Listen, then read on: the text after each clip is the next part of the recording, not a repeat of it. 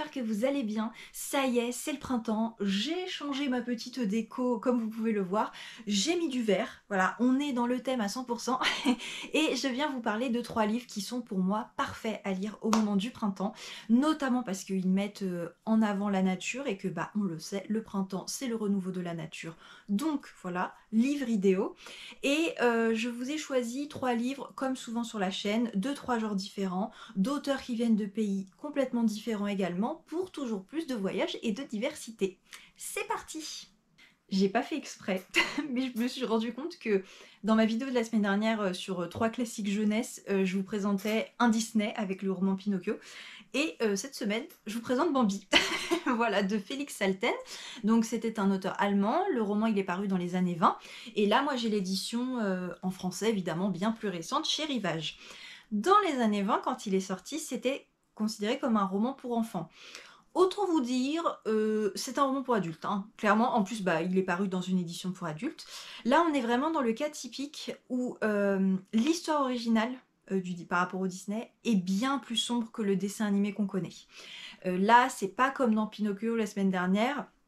Pour moi, le roman n'est pas du tout adapté aux enfants. Pourquoi? Parce que, certes, on est dans la même histoire, on suit un petit faon qui grandit dans la forêt, avec ses amis les animaux, et qui malheureusement est confronté à la cruauté des hommes. Mais dans le roman, il y a une ambiance assez particulière, assez sombre, et je dirais même dérangeante. Je pourrais pas vous expliquer pourquoi exactement, mais j'ai été un peu comme ça tout au long de la lecture parce qu'il y a un certain suspense en fait qui s'installe et tout au long du livre j'avais peur pour les différents personnages en me disant qu'est-ce qui va leur arriver. Voilà, je sentais qu'on n'était pas dans le monde des bisounours, là on était vraiment les chasseurs ils débarquent et sauf qui peut et on sait pas qui va s'en sortir justement. Je ressentais un peu ça et donc j'étais tout le temps à stresser, à me dire oh là là, il y a quelqu'un qui oh là là, bref, voilà. Donc c'est très très différent du Disney qu'on connaît et c'est en ça que je trouve qu'il est particulièrement intéressant parce que bah, ça nous permet vraiment de comparer et là de découvrir finalement une œuvre totalement différente de ce qu'on connaît. Maintenant, même si l'ambiance est un petit peu particulière, je trouve qu'il est vraiment parfait pour le printemps parce qu'on est vraiment immergé dans la nature, on est dans la forêt avec les animaux, on avance au rythme des saisons et je trouve que c'est un bel hommage en fait à la nature et une belle critique envers les hommes. On reste un peu dans la même logique que la semaine dernière puisque je vous avais présenté Histoire d'une mouette et du chat qui lui a appris à voler de l'auteur chilien Luis Sepúlveda et cette semaine, du même auteur, j'ai choisi de vous parler de Histoire d'un escargot qui découvrit l'importance de la lenteur, toujours chez Métellier. Donc là, vous pourriez vous dire que je n'ai aucune diversité de lecture. Et vous vous tromperiez, c'est juste que ça s'est fait comme ça, voilà. J'avais 2 thèmes différents, les livres m'ont paru rentrer parfaitement bien, donc voilà, et j'adore Luis Sepúlveda, sachez-le. Donc dans ce livre, qui là pour le coup est vraiment pour les enfants. Bambi, je vous disais, non pas trop, mais là oui, on est dans un livre vraiment pour enfants, dans un conte philosophique, mais il y a toujours une lecture aussi adulte avec ce genre de livre de Luis Sepúlveda.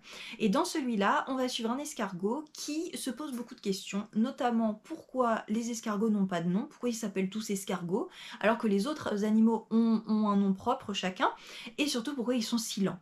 Sauf que bah, ça a toujours été comme ça, donc les autres escargots sont agacés par ces questions, et il va décider de se rebeller et de partir un peu à l'aventure pour trouver ses réponses. Il va rencontrer d'autres animaux et surtout il va se rendre compte que les hommes ont prévu de détruire l'endroit où il vit, donc il va revenir aussi vite que possible pour prévenir les autres escargots. Donc, évidemment, c'est un plaidoyer contre les destructions massives faites par les hommes. On sait que Luis Sepúlveda, enfin peut-être que vous ne le saviez pas, mais était très engagé contre ça. Mais c'est aussi un éloge de la curiosité, de l'entraide et évidemment de la lenteur. Donc c'est pour les enfants, donc évidemment il y a quand même plein de bons sentiments, mais ça reste une jolie histoire qui se lit mais en même pas 1 heure. Donc en fait si vous voulez une petite pause printanière entre 2 lectures très prenantes, et ben voilà. Vous prenez Histoire d'un escargot qui découvrit l'importance de la lenteur et vous entrez dans cette bulle toute mignonne. On termine avec un manga, oui oui vous avez bien entendu, ça m'arrive quand même d'en lire une fois de temps en temps. Je voulais vous parler du tome 1 de Blissful Land d'Ishimon Izumi, publié chez Nobinobi, qui nous entraîne au Tibet au XVIIIe siècle. On va suivre Kangzipa, qui est un jeune apprenti médecin, qui se retrouve marié à une jeune fille qui vient d'une contrée lointaine, et ils vont devoir apprendre à se connaître. Donc évidemment c'est un shoujo, donc là, l'histoire tourne autour de la relation entre les deux protagonistes, mais ce que j'ai vraiment apprécié, c'est le côté médecine et culture tibétaine, parce que du coup, comme Kangzipa est un apprenti médecin, il est toujours fourré dans la nature pour essayer de trouver différentes plantes, puisque à l'époque, et je pense encore maintenant aujourd'hui, on se soignait avec les plantes. On le voit toujours en train de fabriquer ses petits remèdes, on voit également un peu comment ça fonctionnait le Tibet à cette époque-là, et c'est vraiment les deux parties que j'ai adorées. J'ai pas poursuivi la série parce que malgré tout le manga c'est pas totalement mon délire, mais je pense que si l'occasion se présente je continuerai, voilà. Et je trouve que c'est un joli petit manga aux teintes très printanières voilà, donc j'avais envie de vous présenter parce que je le vois pas passer plus que ça et je le trouve super intéressant. Voilà, c'en est tout pour cette petite sélection printanière, j'espère que ça vous aura donné des idées de lecture. Sur ce, écoutez, je vous dis à très vite dans une prochaine vidéo. Hasta luego!